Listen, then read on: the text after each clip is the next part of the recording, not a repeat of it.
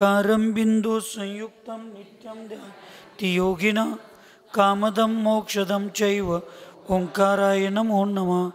अविरल शब्दगौनौग प्रक्षालित सकल भूतल कलंका मुनिविरूपा सीतीर्था सरस्वती हरितणो दुरितम् अज्ञानतिमिरां ध्यानां ज्ञानाञ्जनशलाकया चक्षुरुन्मीलितं येन तस्मै श्रीगुरुवे नमः। श्री परम गुरुभ्यो नमः। परंपराचार्य गुरुभ्यो नमः। सकल कलुष विध्वंसकम श्रेयसां परिवर्धकम धर्म संबंधकम भव्य जीवमन प्रतिबोधकारकमिदं शास्त्रं श्री मरणकंडिका नामधेयम् अस्य मूलग्रंथकर्तार श्री सर्वज्ञ देवास्तुत्र ग्रंथकर्तार श्री गंधर्देवा पतिगंधर्देवा तेषां वचोनुसार मासाद्य स अमितगत्याचार्येण विरचितम् इदं शास्त्रं सोतार सावधानतया शृण्वन्तु। मंगलं भगवान् वीरो मंगलं गौतमोगनी मंगलं कुन्दकुन्दाद्यो जैनधर्मोऽस्तु व मंगलमाङ्गल्यं सर्वकल्याणकारकं प्रदानं सर्वधर्माणां जैनं जयतु शासनं वंदे विद्यासागरं वंदे सन्मति।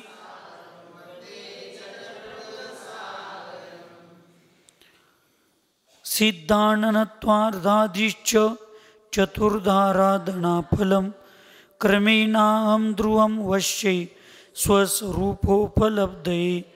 पंच परमेष्टि भगवान की, अहिंसामय विश्व धर्म की, सिद्धांत शास्त्र की, चारित्र चक्र प्रथम परम पूज्य आचार्य श्री अमित गति महामुनि राज की, चारित्र चक्रवर्ती प्रथमाचार्य शांति सागर जी महाराज की, संत शिरोमणि आचार्य गुरुवर विद्यासागर जी महाराज की, शांत मूर्ति वात्सल रत्नाकर आचार्य गुरुवर सन्मति सागर जी महाराज की, 3,9 करोड़ महामुनि राजों की आज के आनंद की।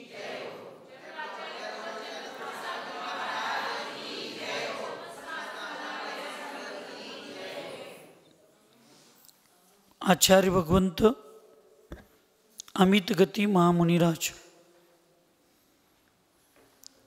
प्रत्याख्यानाच्या 40 भक्त प्रत्याख्यानाचे 40 अधिकार या ठिकाणी पुढे सांगणार आहे। त्याचे संक्षेपमध्ये आपण चर्चा करत असताना काल 3 प्रकारच्या आहारांचा त्याग करणे याला प्रत्याख्यान असं म्हणतात। त्याचं विश्लेषण पुढे येणार आहे।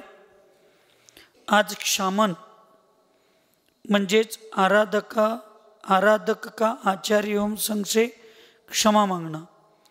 जे आराधक असतात ते क्षमा मागायची असते। कुणाची? तर त्या संघाची आणि त्या आचार्यांची। आता ते पुढे आपण वाचत असताना त्याच्यात विश्लेषण येईल। ज्या संघात मी शपकराज होऊन आराधना करण्याची माझी इच्छा आहे, त्या आचार्यांची आणि त्या आचार्यांच्या संघात असणाऱ्या मुनी महाराजांची क्षमा मागून त्या ठिकाणी निवेदन करायचं असतं। याला म्हणतात शामन, क्षपना। शपकाच्या द्वारे, शपक द्वारा कर्मों की निर्जरा होने का कथन।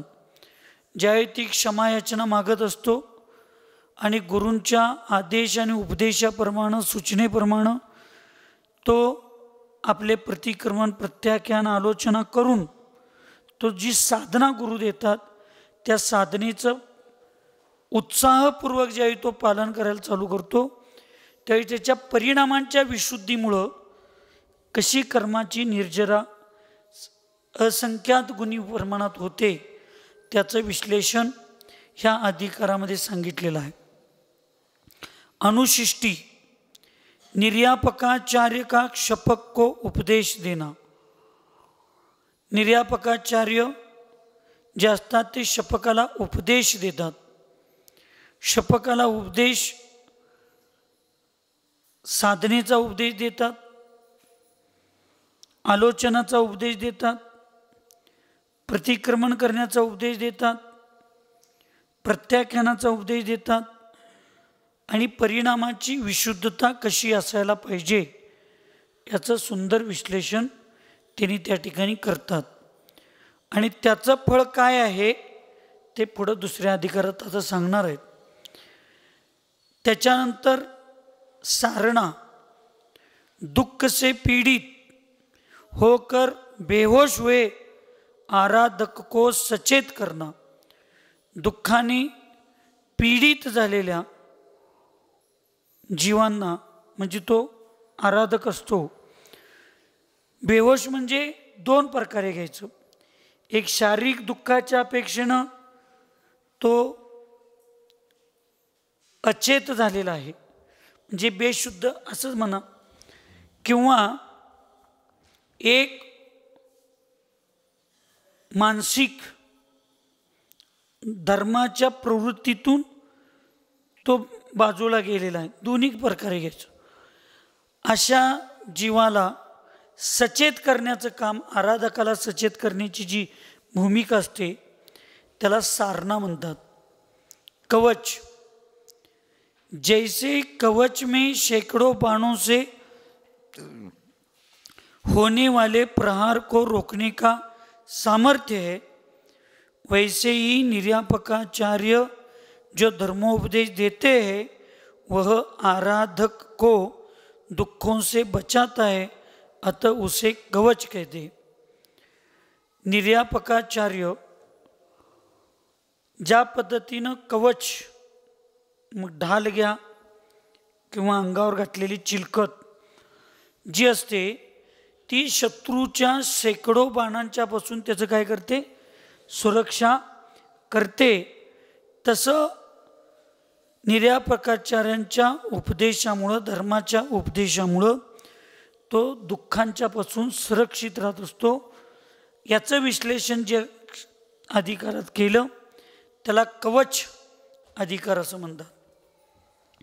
समता, जीवन मरण, लाभ हानि, संयोग वियोग, सुख एवं दुख आदि में राग द्वेष नहीं करना, समभाव रखना, उपेक्षा बुद्धि रखना. जीवन मरणामध्ये समताभाव, जीने की होणं इच्छा, मरणे की होणं जसं असेल तसं असेल. माताजींनी चैत्र शुद्ध प्रतिपदेला 12 वर्षाची सल्लेखना घेतली. 12 वर्ष चैत्र प्रतिपदेला, शुद्ध प्रतिपदेला होणार आहेत हे निर्यापकाचार्यांना माहीत आहे आणि त्या आराधकाला सुद्धा माहीत आहे. तर त्याची मर्यादा उल्लंघन होऊ नये खाण्यापिण्याबाबतीत, एवढीच काळजी निर्यापकाचार्यांनी आणि आराधकांनी दोघांनी घ्यायची असते.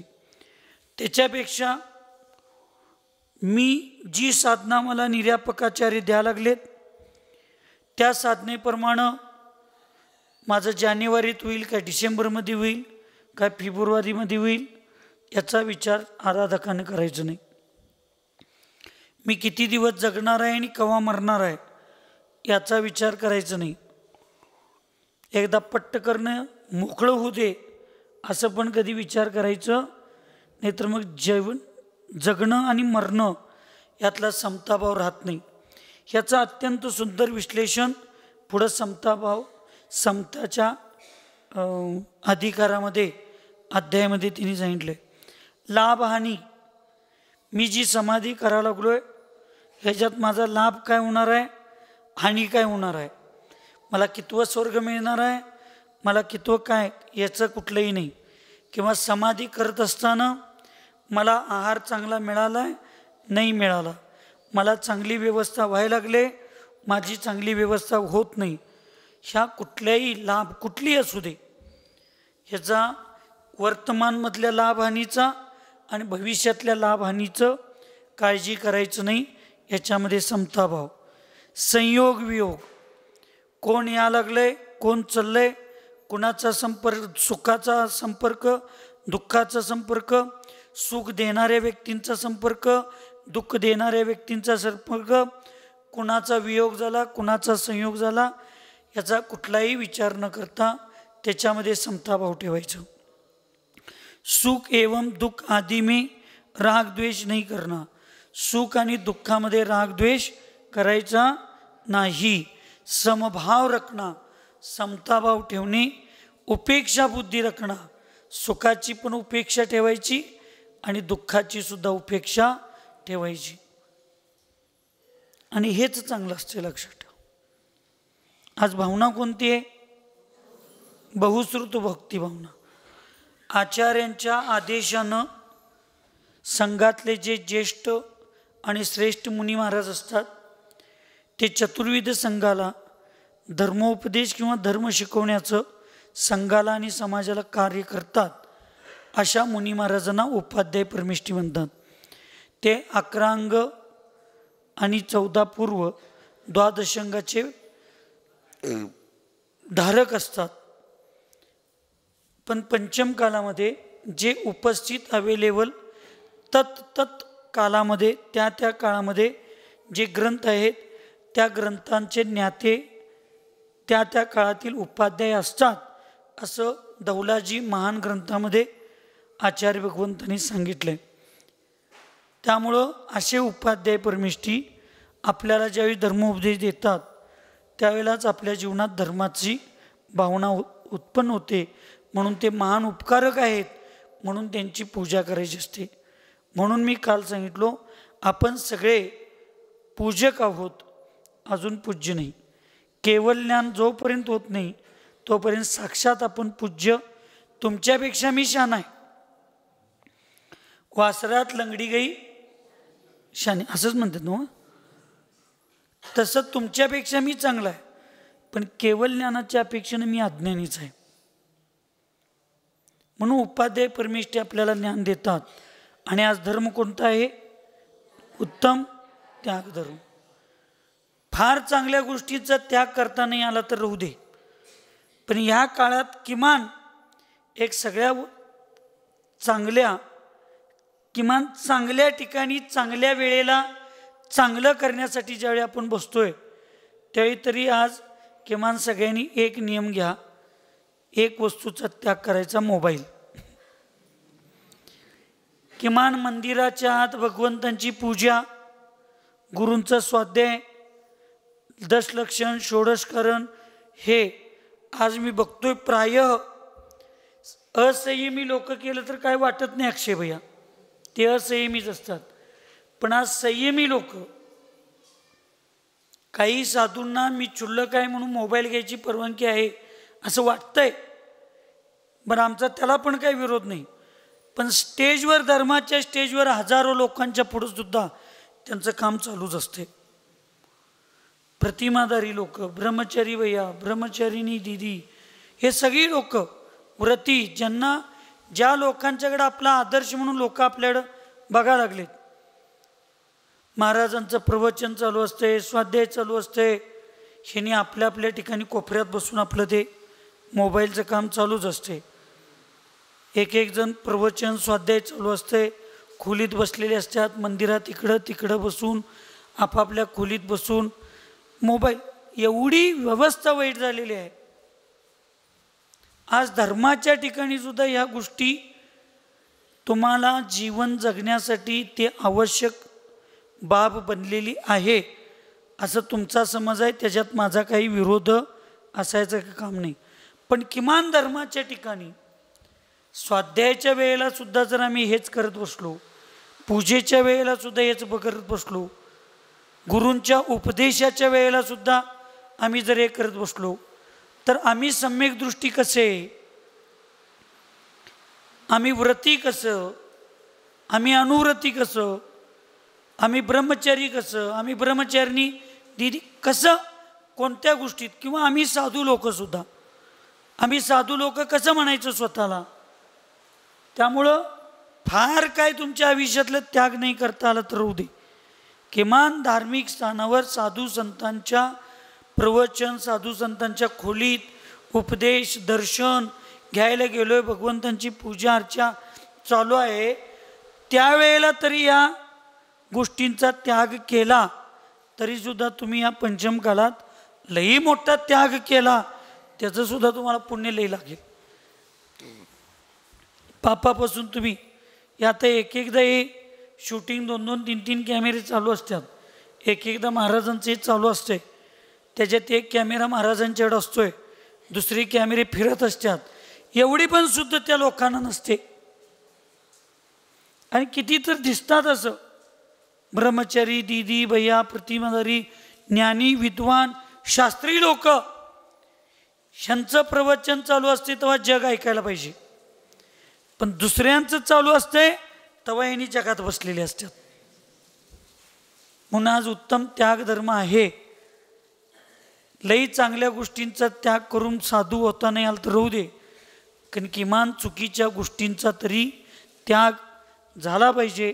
आणि किमान धार्मिक अवस्थेत तिथं असताना तरी मोबाईल आदी अशा वस्तूंचा आपला त्याग होणं फार गरजेचं आहे.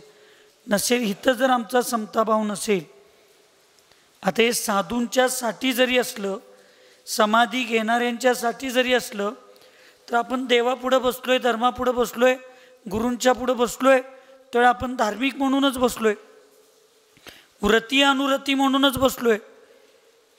आणि आम्ही लोकांना सांगतोय स्वाध्यायाच्या वेळेला, प्रवचनाच्या वेळेला आपलं लक्ष इकडं तिकडं असणं आणि आपल्यामुळं दुसऱ्यांचं लक्ष इकडं तिकडं होणं म्हणजे ज्ञानावरून कर्माचा असंच काहीतरी आहे नोकशास्त्रात.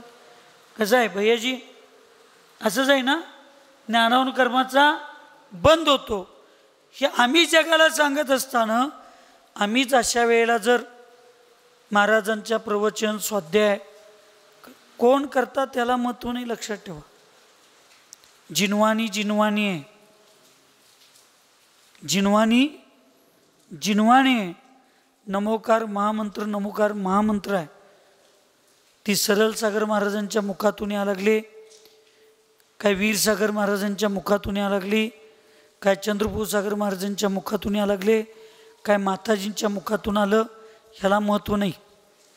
माताजी प्रवचन करायच्या वेळेला आम्ही इकडं तिकडं बाहेर जातो, महाराजांचं चालू झालं की परत येऊन बसतो. म्हणजे जिनवानी महाराजांनी वेगळी वाचले आणि माताजी वेगळी वाचली, तसं आहे काय? आम्हाला हे 2-3 दिवस कळा लागले, दिसा लागले.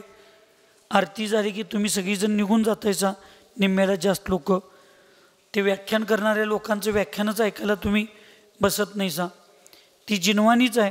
नाही, बसणाऱ्यांना सांगालो नाही मी, जाणाऱ्यांना सांगायला लागलो आहे. आम्ही बसतोय म्हणायचं काय काम आहे? मी जाणाऱ्यांची चर्चा, मी निम्मी म्हणलो तेवढ्यासाठी, मी सगळी म्हणलो नाही. आता तुम्ही कुठल्या निम्म्यात आहे ते तुम्ही ठरवायचं. बसणाऱ्यांच्या निम्म्यात आहे काय? मी कधीही शब्दात नाही सापडत नाही, म्हणजे मी सापडण्यासारखं बोलतच नाही. कुणाच्या मनात शंका काय मी ठेवत नाही, चांगलं नाही, लक्षात ठेवा. हिंदू धर्मामध्ये रेड्याच्या मुखातून वेद आला तर त्या रेड्याला पूज्य मानलं गेलं. आणि आम्ही मुनी महाराज आणि माताजींच्या मुखातून जिनवाणी येते त्यावेळी आम्ही बसत नसेल, ऐकत नसेल. खाली प्रवचन चालू आहे तर मंदिरात मोबाईल घेऊन बसायचं, मंदिरात चालू असलं तर खोलीत घेऊन मोबाईल बसायचं, खोलीत चालू असलं तर पायरीवर येऊन बसायचं.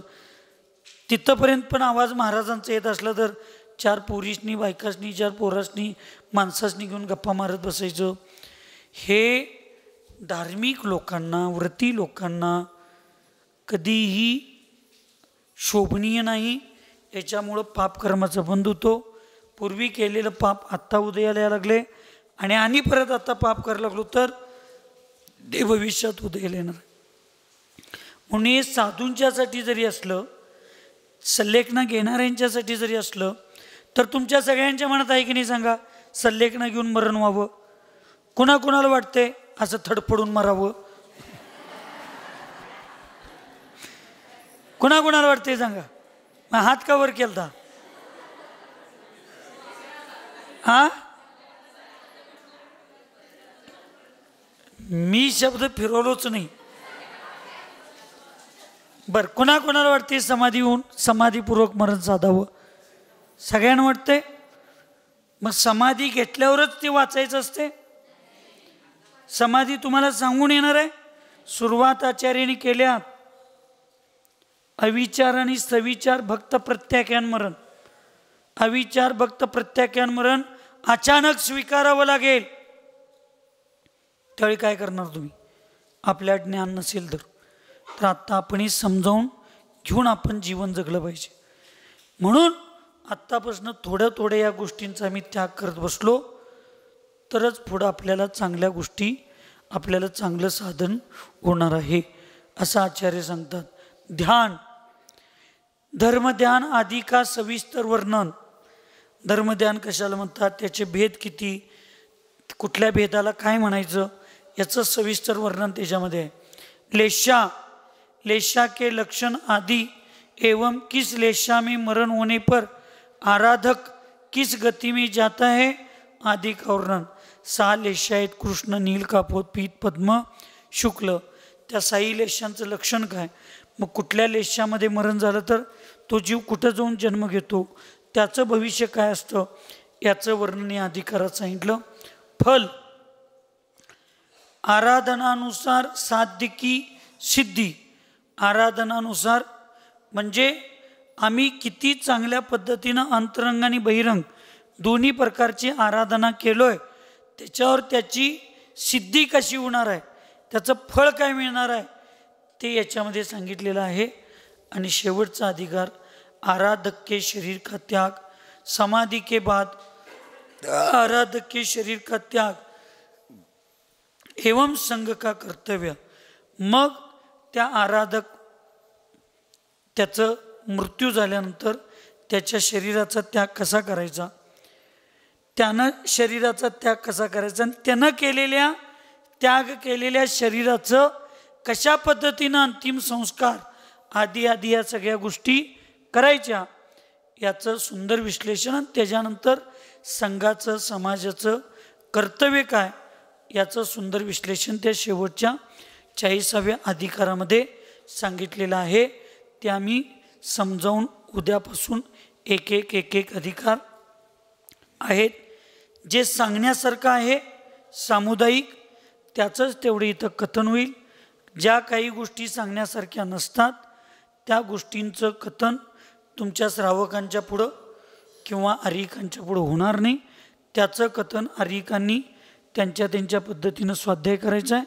जे सांगण्यासारखं, जे विशेष करून माताजींची समाधी चालू आहे तर त्या अपेक्षेनं जे कथन असेल त्याचं कथन इथं भविष्यात उद्यापासून एक अधिकाराच्या माध्यमातून केलं जाईल.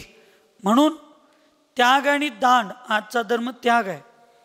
त्याग आणि दान यातला फरक समजावून घ्या. जी वस्तू सोडल्यानंतर, कुणाला तर दिल्यानंतर त्याच्या सुद्धा पुण्याला, धर्माला आणि सुखाला, आनंदाला निमित्त ठरते अशी वस्तू आपल्यापासून इतरांना देणे त्याला दान म्हणतात. त्याला काय म्हणतात? शास्त्र दान काय? त्याग ना. आहार दान, अभय, औषध, दारू, कंदमुळं, जिलेबी,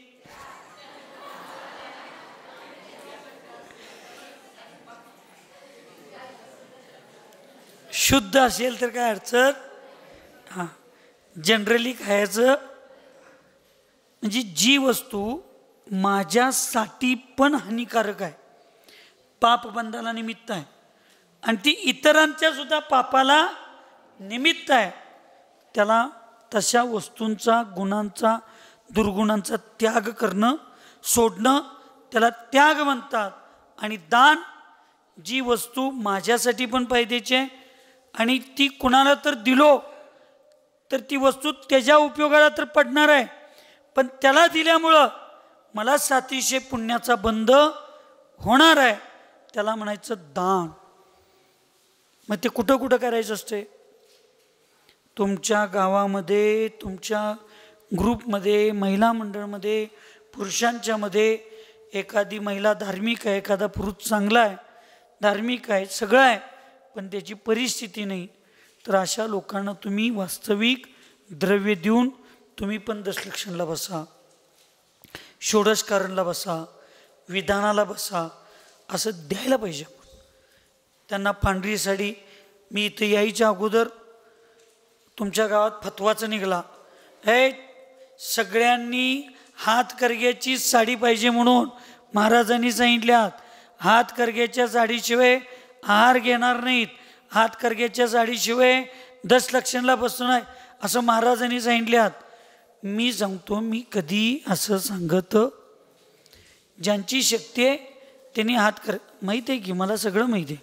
आत्ता आणि कशा बायकांना हेच सुटत, कोण म्हणलं होतं कवा म्हण, आता मी सांगायला लागलो ते ऐकायचं सोडून आणि चांबार चौकशी कशाला पाहिजे.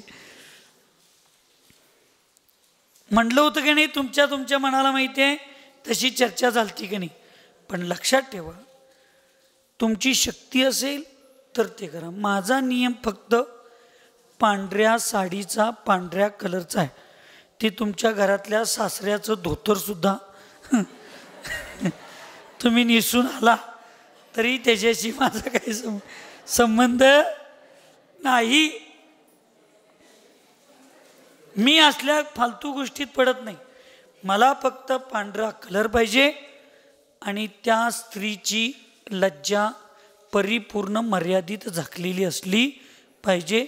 मी एक स्त्री आहे, माझ्या शरीराला आच्छादित ठेवणं हेच माझ्यासाठी आभूषण आहे. असं तुमचं शरीर झाकण्यासारखं पांढरी साडी असेल, आमचा विषय संपला. ती कुठलीही असू दे, पण त्याचं असं नाही. असं तुम्ही दान द्यायला पाहिजे. कुणाकडं नाही ना परिस्थिती, तर मी माझ्याबरोबर आणि एकट्यांना मी देतो, मी माझ्याबरोबर आणि एकट्यांना देतो. मी फक्त इथं नियम केला, माताजींच्या खोलीत पांढऱ्या साडीशिवाय यायचं नाही. तर माताजींची मुलगींनी 10 साड्या पांढऱ्या आणून इथं ठेवल्या की महाराजी कुणाची परिस्थिती नसेल, कोण गरीब असतील, कायम त्यांच्या सेवेत असतील, प्रत्येकाला 2-2, 3-3 साड्या असणं शक्य नाही. असं कुणाला असेल, कायम व्यवस्थित असतात, माताजींच्या सेवेत असतात, तर त्यांना तुम्ही द्या. म्हणून त्यांनी 10 साड्या त्या तिथं आणून दिल्या. लक्षात ठेवा. असं तुमचा गैरसमज आहे, वस्त्रदान दिल्यावर पाप लागतंय. ज्यांना गरज जी वस्तू आहे आणि जी दिल्यानंतर धर्मदानच होणार आहे, अशा कुठल्याही वस्तूंना देणं त्याला दान म्हणतात. आणि जी वस्तू दिल्यानंतर मला पापाला निमित्त होणार आहे, म्हणजे मला जी पापाला निमित्त होणार आहे तीच वस्तू दुसऱ्यांना दिल्यानंतर सुद्धा पाप होते. म्हणून ती मला पण नको, कुणाला पण नको, ती आपण सोडूनच द्यायची. असं जिथं असतं त्याला त्याग म्हणतात. त्याच्यात सप्तव्यसनाचा त्याग येतो, मिथ्यात्वाचा त्याग येतो, अभक्षांचा त्याग येतो, अशुभ विचारांचा त्याग येतो. हे सगळं त्याग आहे. सगळ्यात मोठा त्याग आहे तो म्हणजे मिथ्यात्व त्याग. कशाचा त्याग? मिथ्यात्वाचा. तर आजचा त्याग धर्म तुमच्या सगळ्यांच्या लक्षात येऊ दे. बहुश्रुत भक्ती म्हणजे उपाध्याय परमेष्ठींची भक्ती तुमच्या सगळ्यांच्या लक्षात येऊ दे आणि सगळ्यांचा आत्मा परमात्मा म्हणू दे. अशा मंगलमय भावनेतून सुखी रहे सब जीव जगत में, कोई कभी न घबरावे, वैर पाप अभिमान छोड़ जग, नित्य नये मंगल गावे. ओम नमः. सबको क्षमा, सबसे क्षमा.